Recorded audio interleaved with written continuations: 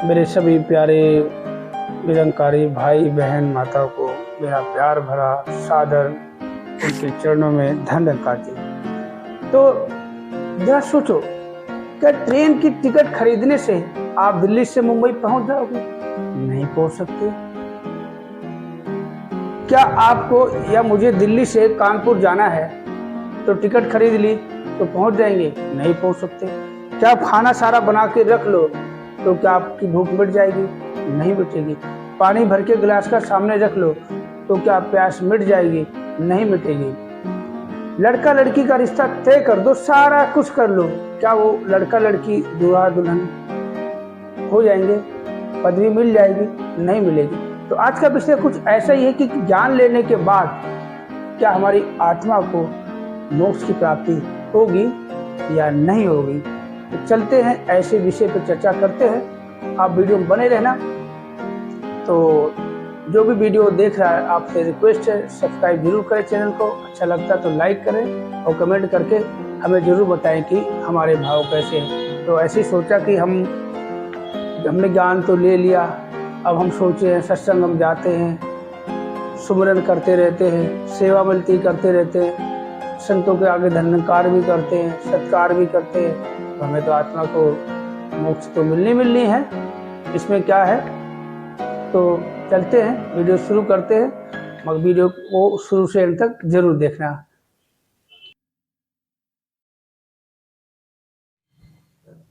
तो आज का जो विषय है कि ज्ञान लेने के बाद क्या हमारी आत्मा को मोक्ष की प्राप्ति होगी, जरा सोचिए। तो बहुत ही अच्छा कि जैसे कि हम बात वही है, आज पता नहीं मन में ख्याल क्या आया कि सोचा इसी विषय पे।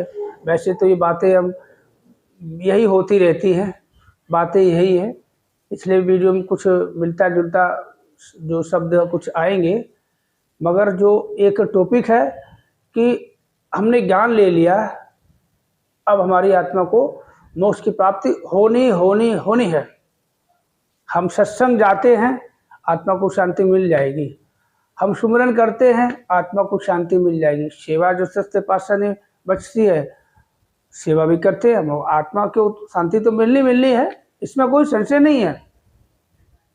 जरा सोचो, अब यही से उदाहरण इसके साथ में शुरू करते हैं। सबसे पहली बात, अब देखो, एक रिश्ता तय होता है।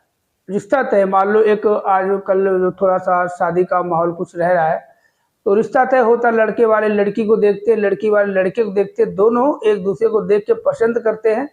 तो शादी करने से पहले कुछ मतलब वो उनके नियम शर्तें होती हैं, उन पे सब पे अमल करते हैं। तारीख छटवाई, ये सामान लाना, वो करना, हलवाई करना, टेंट करना, बाजे करना, साज करना, सज्जा करना, गाड़ियाँ करनी है, क्या बनाना खाने में, कहाँ टेंट लगाना, कहाँ कैसे क्या करना, हर चीज़ को मैनेज किया, हो गए। तो सारा कुछ तो आपने सब कुछ कर डाला। आपने शादी की तारीख तय कर ली, आपने रजिस्ट्रेशन करवा लिया, कार्ड भी छपवा लिए, बैंड बाजे भी कर लिए, हलवाई भी कर लिया, टेंट भी कर लिए, 4-5 कारें भी कर ली, बसें भी कर ली, और दूल्हा दुल्हन का नाम भी छप गया। मगर जो मेन काम है शादी का, जो एक लड़का एक लड़की को दूल्हा दुल्हन का रूप देना है, कैसे देना, उसके लिए कुछ काम करने, ये सब करने से वो दूल्हा दुल्हन तो नहीं बन जाएंगे ना, वो आप प्रोसीजर कर रहे हो, वो काम करने से दूल्हा दुल्हन नहीं। मगर जो मेन है कि करना क्या, मेन चीज जो करनी है, वो जब तक कहते हैं कि बारात लेके जानी पड़ेगी, बारात लेके पहुंच भी गए, तब भी आपने बहुत देखा होगा, बहुतों के रिश्ते ऐसे होते, शादियाँ ऐसी होती कि 2 आधे से बारात लौट आती, कोई लड़के वाले में नुक्स निकल आया, कोई ऐसी बात हो गई, या लड़की वाले की तरफ से कुछ ऐसा पंगा पड़ गया, दोनों में झड़प हो गई, लो। तो मेन पॉइंट में नहीं पहुंचे कि शादी की जो रस्में होती हैं, स्टार्टिंग से कहाँ से शुरुआत करें। तो हमें 3 चीजें बताई गई हैं, 3: सेवा, सत्संग, सुमरन, और 5 प्रण। सेवा तुम कर रहे हैं, और सेवा कैसे कर रहे हैं? सेवा निस्वार्थ भाव से करते चले जाए, निस्वार्थ भाव से करते चले जाए। सदगुरु की बात ऐसे माने, जैसे बताया डॉक्टर जो कह देता है कि वैसे माने, ये ऐसे खाना है, ये ऐसे पीना है, अब सोना है, अब जागना है, खाली पेट खाना, ऐसे ही करना है। और सत्संग में ऐसे जाना है, पूरी तरह से समर्पण। जब पूरी तरह से हम अपने आप को समर्पण करेंगे तभी बात बनेगी। और यही नहीं कि हम सारा कुछ कर लें, सारा कुछ सिस्टमेटिक ढंग से सब कुछ बना लें और उसके बाद हम बाहरी दुनिया में वैसे ना रहें जैसे कि हम निरंकारियों के बीच में हैं। हम एक जैसे रहेंगे, हमारा मन भी वही रहेगा, तभी तो बात आती है कि जैसे कि आपको अभी दिल्ली से और किसी को बॉम्बे जाना है तो फ्लाइट की टिकट आपने 2 महीने पहले से बुक करा ली। अब फ्लाइट की टिकट बुक कराने से और यहाँ से आप एयरपोर्ट भी चले जाओ, एयरपोर्ट भी पहुँच गए। अब एयरपोर्ट पहुँचने के बाद तो क्या आप दिल्ली के एयरपोर्ट पे पहुँच गए तो क्या आप यहाँ से बॉम्बे पहुँच जाओगे? नहीं पहुँचोगे ना। आपको फ्लाइट में बैठना पड़ेगा, आपको फ्लाइट में बैठना पड़ेगा, तब जाके फ्लाइट आपको मंजिल तक पहुँचाएगी। तो हमें हमारी आत्मा को मोक्ष की प्राप्ति जभी मिलेगी जब हम सद्गुरु के पद चिन्हों पे चलेंगे। पद चिन्ह, जब तक हम सद्गुरु के पद चिन्हों पे नहीं चलेंगे, उनके वचनों पे नहीं चलेंगे, मोक्ष की प्राप्ति शायद नहीं होनी। जैसे कि अभी आपने देखा होगा, सभी ने देखा होगा, जो मेट्रो स्टेशन है, बड़े बड़े जो मेट्रो स्टेशन है, जैसे मैंने देखा हौज खास एक मेट्रो स्टेशन है, वहाँ बहुत ही लंबा है, जो एक मजेंटा लाइन जो छोड़ो दूसरी ट्रेन पकड़ने के लिए, तो वहाँ से आप कालका जी में मैंने देखा पैर बना रखे हैं, येलो लाइन, ब्लू लाइन, तो पद चिन्ह उन पैरों के साथ साथ चले जाओ, उन चिन्हों के साथ साथ चले जाओगे तो आपको अपनी वो मंजिल, मतलब वो ट्रेन आपको मिल जाएगी।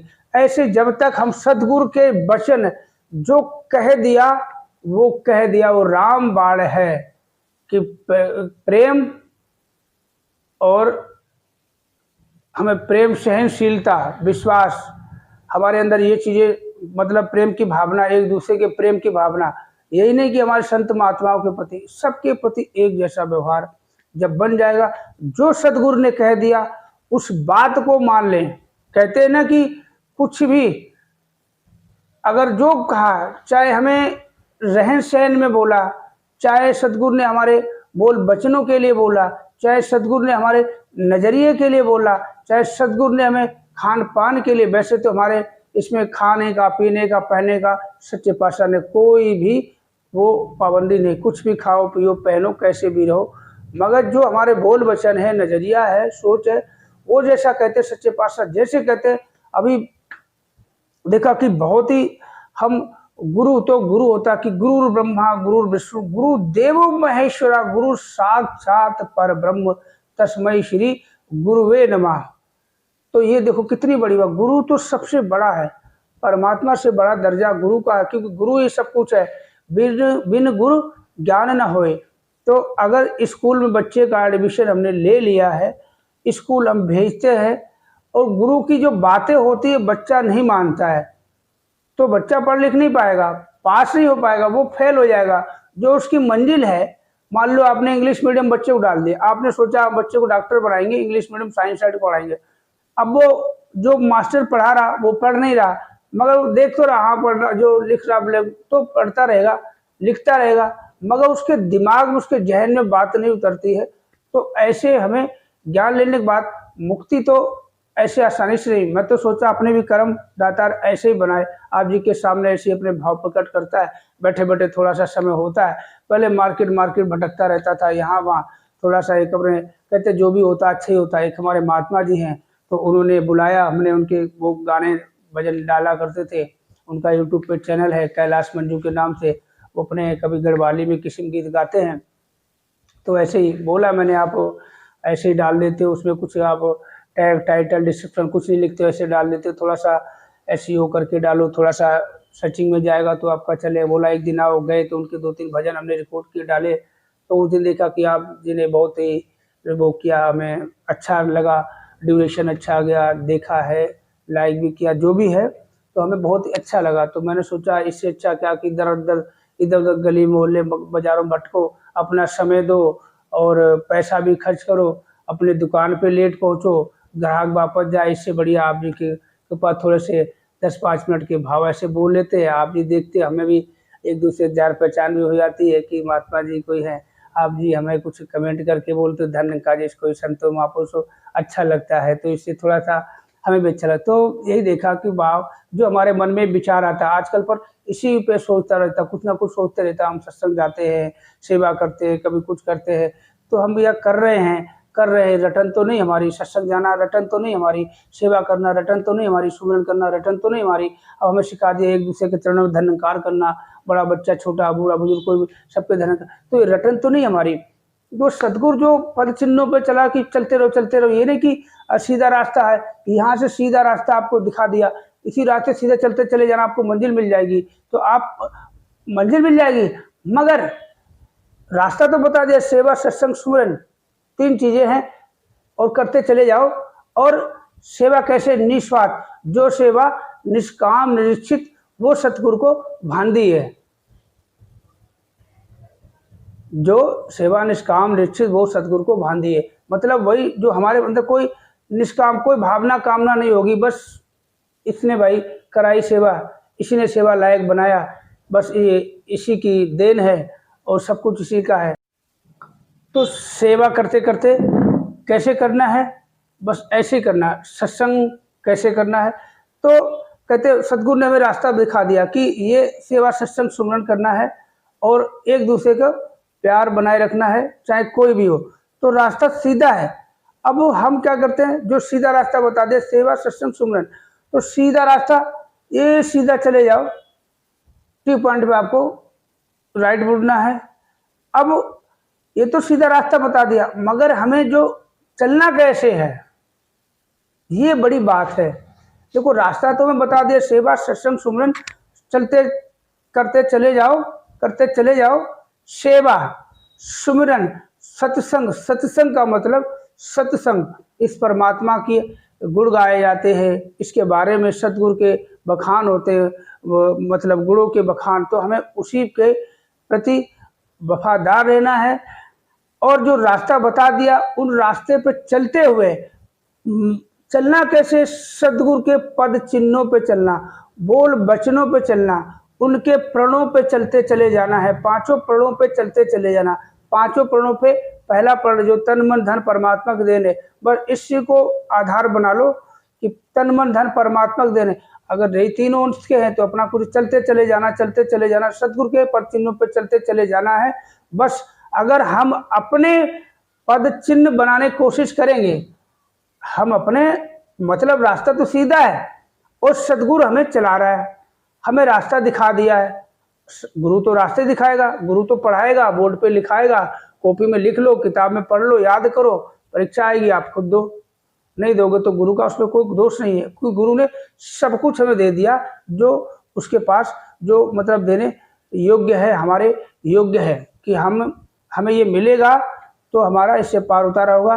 गुरु ने आपको इंग्लिश पढ़ा दिया, साइंस पढ़ा दी, मैथ्स पढ़ा दिया, सब कुछ पढ़ा दिया, इतना पढ़ा दिया, अगर आप उसको पढ़ लो तो आपको पास होने से कोई रोक नहीं सकता, आपको डॉक्टर बनने से कोई रोक नहीं सकता।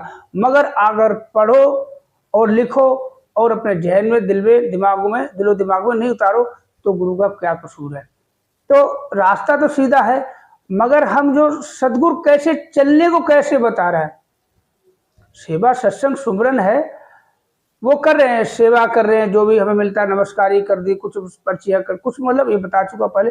तो जो सदगुरु ने रास्ता बता दिया, इस रास्ते पे आपको चलते चले जाना है, आपका पार उतारा हो जाएगा कि लोक सुखी और परलोक सुहेला हो जाएगा। तो मगर चलना कैसे? जो सदगुरु के पद चिन्हों पे चलते चले जाएंगे, मतलब पद चिन्हों का मतलब हो गया जिस तरह से सदगुरु कहते हैं कि 5 जो प्रण है, तन मन धन परमात्मा की देन, इसे परमात्मा की देन ही माननी है, इसे इसका अहम नहीं करना, किसी खाने पीने पहनने पे आपत्ति नहीं करनी है, और जाति पात का कोई धर्म का कोई वो भेदभाव नहीं करना है, भेषधारी साधु संत फकीर बन के कोई समाज पे बोझ नहीं बनना है, सदगुरु द्वारा प्रदान ज्ञान किसी पे मतलब बिना आज्ञा नहीं खोलना है। तो मेन चीज़ है किसी खाने पे कोई भी खाए कोई भी पहने, आप जो खाते हो खाओ। मान लो खाने में क्या चीज़, एक वेजिटेरियन एक नॉन वेज, बस मांसाहारी शाकाहारी दो लोग। अब आप लोग जैसे हम लोग नहीं खाते, कोई खाता कोई पीता है, तो आप नहीं पीते हो, साथ में पीने वाला आप चुपचाप बैठो। वो खा रहा है, ये नहीं कि वो खा रहा है तो हम यहाँ नहीं खाएंगे, नहीं, वो खा रहा अपने लिए, आप जो खाओ अपने लिए खाओ। ये नफरत नहीं करनी, अरे ये तो ये खाता है बेकार आदमी है, ये तो पीता है बेकार आदमी, वो पीता है हम तो नहीं पीते। तो ऐसे कहने का मतलब सदगुरु के पद चिन्हों पे चलते चले जाना है। काम तो वही करना है, पढ़ना है, लिखना, याद करना, बस 3 चीजें। देखो आपने देखा बच्चे सभी के हैं और सभी के बच्चे स्कूल में पढ़ते हैं, उनको भी 3 ही अहम चीज, उनके लिए 3 रामबाण औषधियां हैं जो उनको डॉक्टर इंजीनियर मतलब कुछ भी बड़े बड़े जो डिग्री वाले हो गए, बड़े इंजीनियर हो गए, कोई कुछ हो गया, कोई कुछ बिजनेसमैन हो गया, कोई अकाउंट्स हो गया, कोई ऐसे मतलब बनने के लिए 3 चीजें हैं, पढ़ना, लिखना, याद करना। 3 चीजें है ना, पढ़ना और लिखना और उसको याद करना, 3 ही चीजें है ना। जो भी बच्चे पढ़ते हैं उनके लिए 3, अगर बच्चे ने पढ़ा अच्छे से और बच्चे ने खूब अच्छे से साफ सुथरा लिख दिया और याद कर लिया, तो उसको आगे डिग्रियां मिलेंगी, बड़ी बड़ी डिग्रियां मिलेगी, इंजीनियर, डॉक्टर, कुछ भी बन सकता है, कुछ भी, फ्लाइट चलाएगा, कुछ भी बन सकता है, सरकारी अफसर बन। तो ये बात तो अपने दिमाग में अभी आई है, बख्श लेना, ये बात तो अभी आई है कि हमें 3 चीज़ें बताई, सेवा, सत्संग, सुमरन, इन 3 चीज़ों पे आप ध्यान दो, पार उतारा। मगर कैसे करना है, अब देखो वही अभी स्कूल वाली बात करते करते, बच्चों बात करते करते अचानक इनके पास भी तो 3 ही चीज़ें हैं, इनको भी तो इनके जो गुरु हैं स्कूल के, इनको भी तो 3 ही चीज़ें बताई हैं कि पढ़ो और लिखो और याद करो, बस यही ना। देख के किताब में और ब्लैक बोर्ड पे देख के लिखो कॉपी में और याद करो, याद हो गया। अब पढ़ना लिखना तो ठीक है, याद करना बहुत बड़ी बात है, याद करना। तो सदगुरु के पद चिन्हों पे चलते चले जाएंगे, पद चिन्हों पे चलते चले जाएंगे। कुछ भी हम अगर चाहें कि अपने पदों के चिन्ह हम दुनिया में लगा दे, अपना नाम रोशन कर दें, गाड़ी बंगले हो जाए, बिजनेस बड़ा हो जाए, ये अगर चिन्ह छोड़ने के चक्कर में रहेंगे। वैसे कहते हैं कि परमात्मा हर किसी को वो देता जिसको कामना होती है। अगर कोई पैसे की इच्छा रखता कि बिजनेस बढ़ जाए, दातार कृपा करना हमारा, तो उसको खूब कहते हैं ना कि धन धान से उसको खूब मतलब बढ़ोतरी देता है कि लो। और जो कहते हैं आध्यात्मिक तौर पर जो सदगुरु वचनों पर जो कहते चलता है, उसको वो ज्ञान देता है कि जो परमात्मा की तरफ जाना चाहता है उसको अपनी तरफ खींचता है, जो धन दौलत की तरफ जाता है मांग होती है, कहते जो जिसकी मांग होती है वो उसकी पूर्ण जरूर होती है। श्री कृष्ण भगवान ने कहा था कि अगर इस लोक में जो मुझे साकार से जानेगा, पूजेगा, जो भी मांगेगा, इस दुनिया के जो सुख मांगेगा वो सुखों की प्राप्ति होगी, मगर जो मुझे तत्व ज्ञान से जानेगा और मेरे वचनों का पालन करेगा वो हमेशा मुझे ही प्राप्त होगा, मोक्ष को प्राप्त होगा, मेरे मतलब दर पे ही आएगा, उसको मोक्ष मिलेगी। तो तत्व ज्ञानी जो होगा उसको मैं ही प्राप्त होऊंगा, मैं उसके हमेशा साथ रहता हूँ, साथ तो वैसे हमेशा रहता है। तो आज का वीडियो ज़्यादा ना लंबा करते यहीं पे वीडियो को विराम देता हूँ। वीडियो कैसा लगे कमेंट करके ज़रूर बताना। हमसे कोई गलती हो जाती है, कुछ ज़्यादा बोल देता हूँ, कुछ गलत हो जाता है तो बच्चा समझ के माफ़ कर देना। तो देखते हैं अगले हमारे मन में क्या विचार आते हैं, आप जी ज़रूर देखना, सुनना और बताना। तो सभी को हमारा जो हमारे निरंकारी संत महात्मा बहने उनके चरणों में प्यार भरा धन्यवाद जी, और जो हमारे और भी सब्सक्राइबर भाई देख रहे हो उनको सबको हमारा प्यार भरा नमस्कार।